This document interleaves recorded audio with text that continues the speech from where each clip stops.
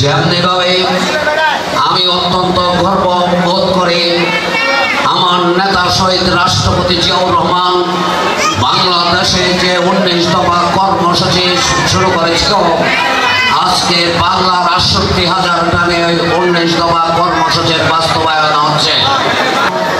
আমি শুধু এইটুকু বলতে চাই, আমার নেতা মনোরক সাকু সাহেব ইতিমধ্যে আজকে যে কথাটুকু বলার জন্য এসেছি, উনি যে উন্নয়নমূলক কর্মকাণ্ড একটি পরিচ্ছন্ন কুমিল্লা করার জন্য শুরু করেছে, আজকে আমি যা দেখেছি যারা সাকু সাহেবের বিরোধিতা করে আমরা গত 2-3 দিন যাবৎ দেখছি, তারাও স্বীকৃতি দিয়েছে। তার দিয়ে তা প্রমাণ করে মনোরক সাকুর কর্মসূচি ছিল সঠিক কর্মসূচি। আজকে আমরা কি আলামত দেখছি? শুধু একটি কথা বলে আমি আমার বক্তব্য শেষ করব। ফেরাউন নিজেকে নিজে খোদা দাবি করত এবং রাত্রে গিয়ে বলতো, হে আল্লাহ, আমি জানি আপনি খোদা, আমি কিন্তু খোদা না, তারপরেও লোকজন আমাকে খোদা বলে, এই জন্য আমি খোদা দাবি করি।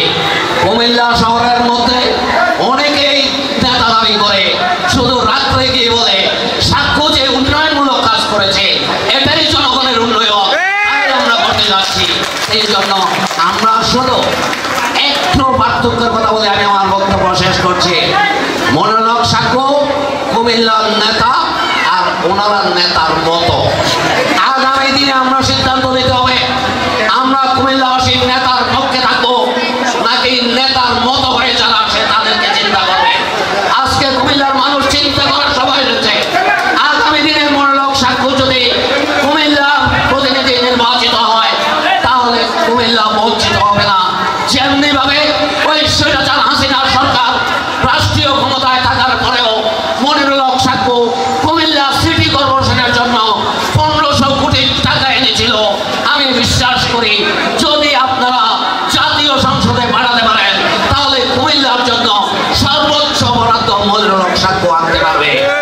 আগামী দিনে আমাদের এই কর্মসূচি বাস্তবায়ন করার জন্য যে সকল কর্মসূচি ঘোষণা করা হবে, ইনশাআল্লাহ আমরা